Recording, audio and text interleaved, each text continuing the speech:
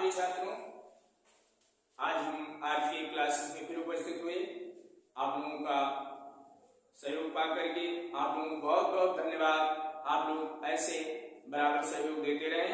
आज हम आपके लिए लेकर आए हैं एक ऐसा चीज बताने के लिए जो आपके सामने लिखा हुआ है, यानी अलंकार। अलंकार आपके लिए बहुत ही इंपॉर्टेंट है परीक्षा में बच्चों। अलंकार किसे कहते हैं, अलंकार कितने प्रकार के होते हैं, अलंकार की परिभाषा क्या होती है, यह आपको हम बताएंगे। देखिए, सबसे पहले अलंकार का मतलब होता है सजावट। जैसे कोई अच्छा सा आभूषण, कपड़ा या कोई अच्छा चीज पहन लेता है जब, तो अच्छा लगने लगता है। जैसे स्त्रियां हैं, बहुत से ऐसे आभूषण पहन करके सज धज के चलती तो कितना अच्छा लगता है। हम लोग हैं, हम लोग भी पहनते हैं, अच्छे कपड़े पहनकर चलते हैं, कितना अच्छा लगता है। ऐसे बेटा काव्य में ऐसे शब्दों को जोड़ा जाता है, सजाया जाता है, उसी का नाम अलंकार है, जो आपके सामने बताएंगे कि अलंकार की परिभाषा क्या होती है। अलंकार की परिभाषा होती है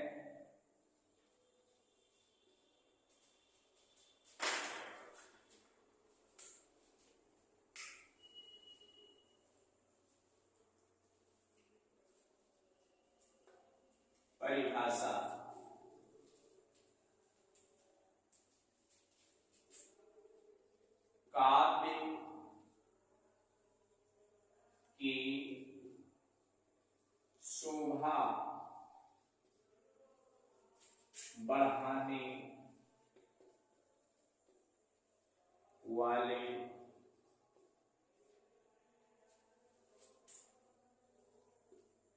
शब्दों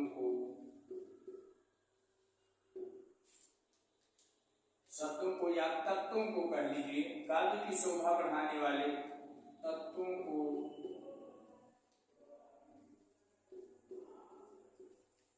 अलंकार कहते हैं।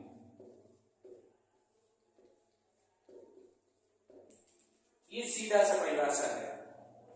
अलंकार किसे कहते हैं, बहुत ही सरल और बहुत ही छोटे शब्दों में आपको बताया कि इसकी परिभाषा काव्य की शोभा बढ़ाने वाले तत्वों को अलंकार कहते हैं। अब आ जाइए, अलंकार कितने प्रकार के होते हैं। अलंकार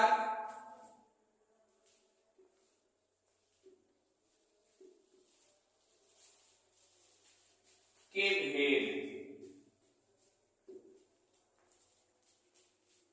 अलंकार के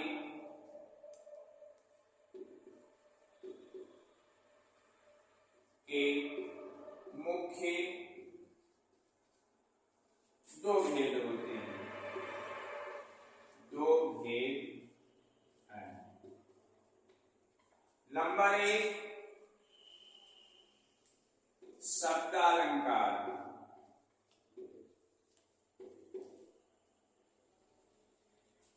और नंबर 2 अर्थालंकार।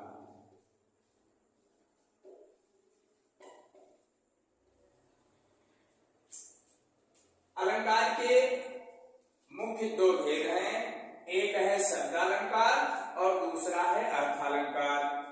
अब शब्दालंकार की परिभाषा बहुत आसान है। जो शब्दों में चमत्कार दिखाए, ऐसे छंद जिसमें शब्दों में चमत्कार हो, वह शब्दालंकार उसमें होता है, और जिसमें अर्थ में चमत्कार हो वो अर्थालंकार होता है। यानी शब्दालंकार में शब्दों में चमत्कार होता है, अर्थालंकार उसके अर्थों में चमत्कार होता है। अब ये आप समझ गए होंगे कि अलंकार किसे कहते हैं, अलंकार के कितने भेद हैं, और अलंकार शब्दालंकार क्या है, अर्थालंकार क्या है। अब आपको अर्था अलंकार और शब्दालंकार के भेद बताना है। तो सबसे पहले है शब्दालंकार के भेद।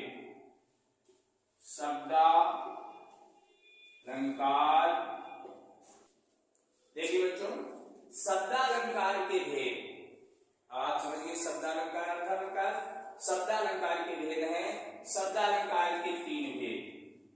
शब्दालंकार के भेद नंबर 1 शब्दालंकार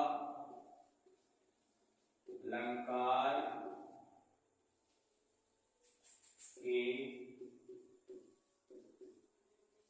3 भेद हैं। नंबर 1 अनुप्रास।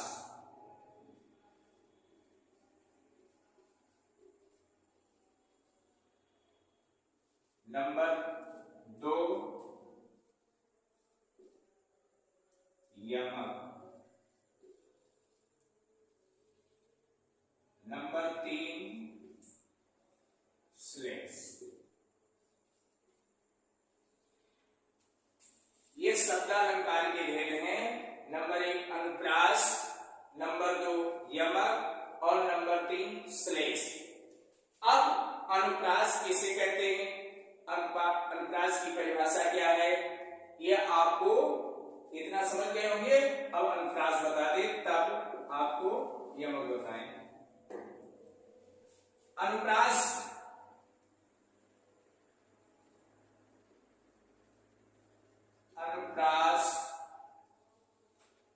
की परिभाषा बहुत शार्ट और सीधे में है। जहां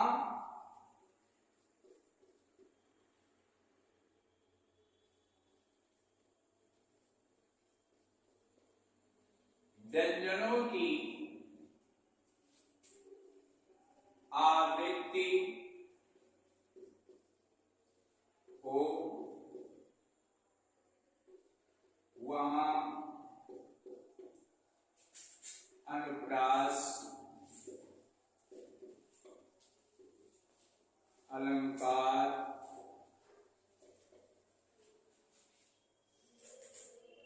होता है।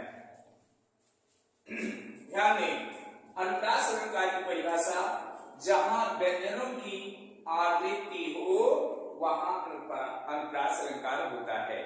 जैसे उदाहरण में देखें,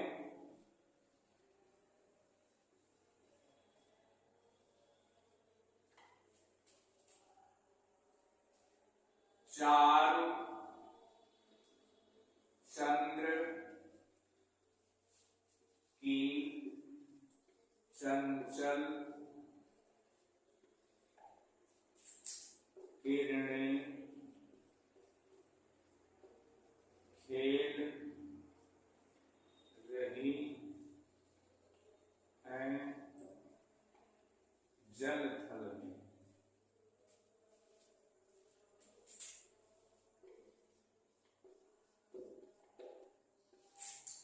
देखें यहां अनुप्रास अलंकार जहां व्यंजनों की आवृत्ति हो वहां अनुप्रास अलंकार होता है। व्यंजन जैसे का से लेकर ज्ञान तक होता है। तो अगर कोई अक्षर बार बार आए, वर्णों की आवृत्ति हो, वहां पर अनुप्रास अलंकार होता है।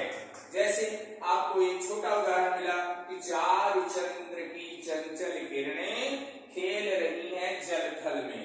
अब यहाँ पर देखिए व्यंजन क्या है, 4 अक्षर चारु में भी आया, 4 अक्षर चंद्र में भी आया, 4 अक्षर चंचल में भी आया, यानी 2 या 3 बार आ गया अक्षर, बार बार वर्णों की आवृत्ति हुई, इसलिए इसको हम कह सकते हैं कि ये अनुप्रास अलंकार है। दूसरा एक और उदाहरण देखें,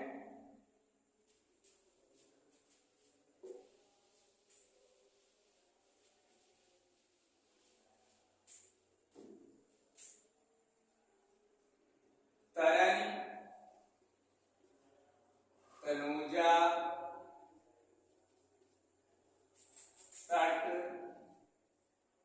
तमाल। तरन तनुजा तट तमाल तनुबर बहुछाई।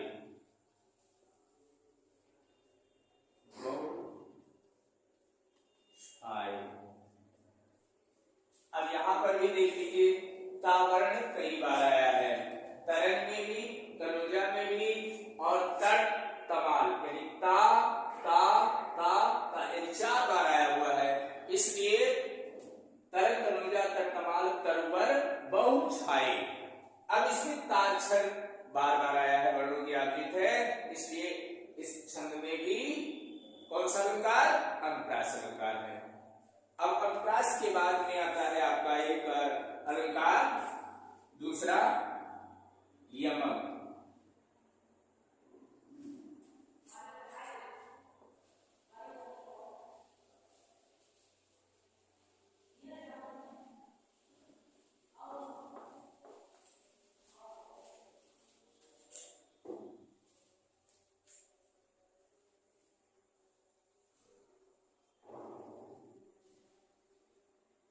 यमक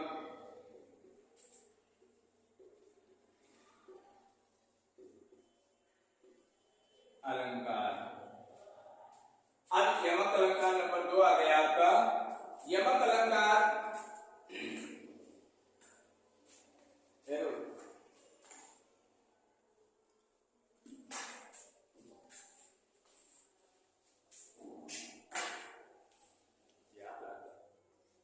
देखिए प्रिय छात्रों, यमक अलंकार जहां एक शब्द या शब्द समूह का एक से अधिक बार प्रयोग हो, एक से अधिक बार प्रयोग हो, परंतु प्रत्येक बार अर्थ बदल जाए, वहां यमक अलंकार होता है।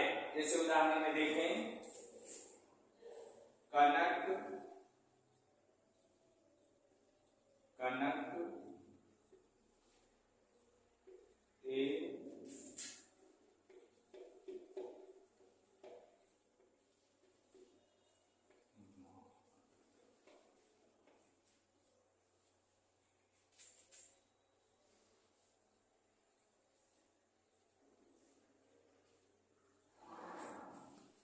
कनक कनक ते सौनी मादकता अधिकाय, या पाए दोहराए जब वाह पाए दोहराए।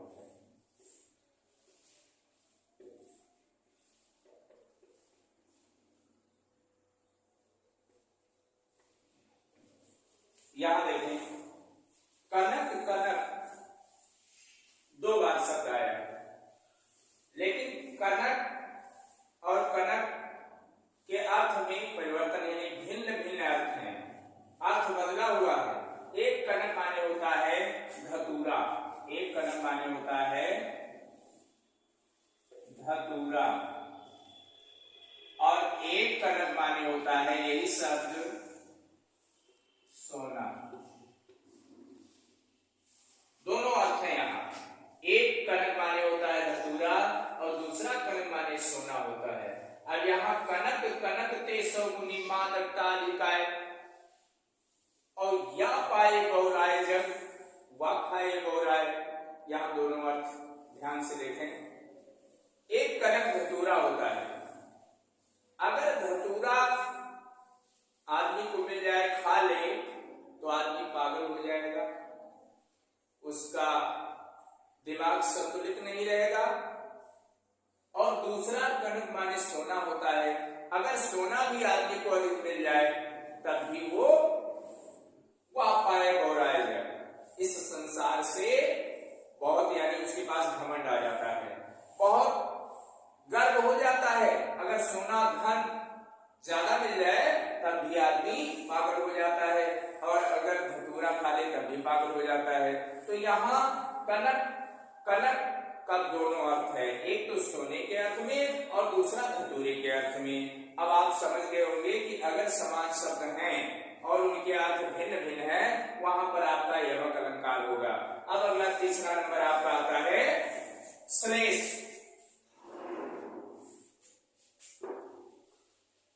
श्लेष अलंकार के बारे में आप जान रहे हैं।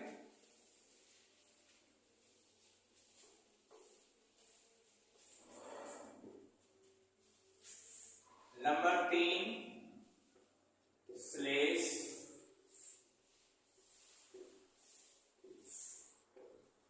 अलंकार। श्लेष अलंकार जैसे श्लेष अलंकार में जहां एक शब्द एक बार आने और उनके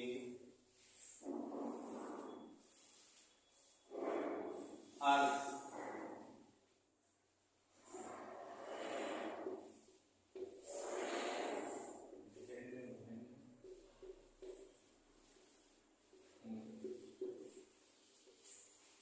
वहां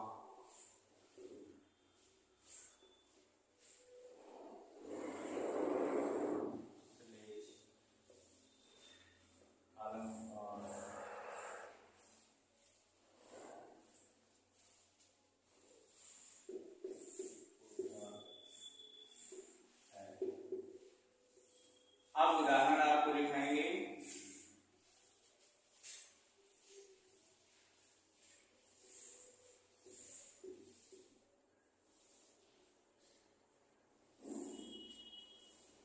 एक दोहा है कि रहीमन पानी राखिए बिन पानी सब सून, पानी गए न उबरे मोती मानुष चून। वही उदाहरण में आपके दोहा आ गया है कि रहीमन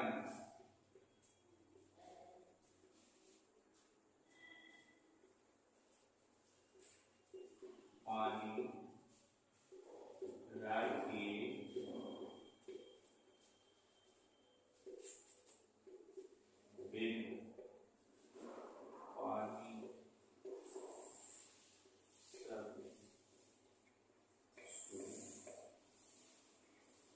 बिन पानी सब सून। पानी राखिए बिन पानी सब सून, पानी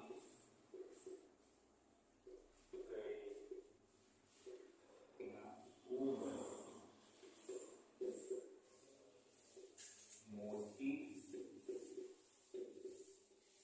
मानुष चून।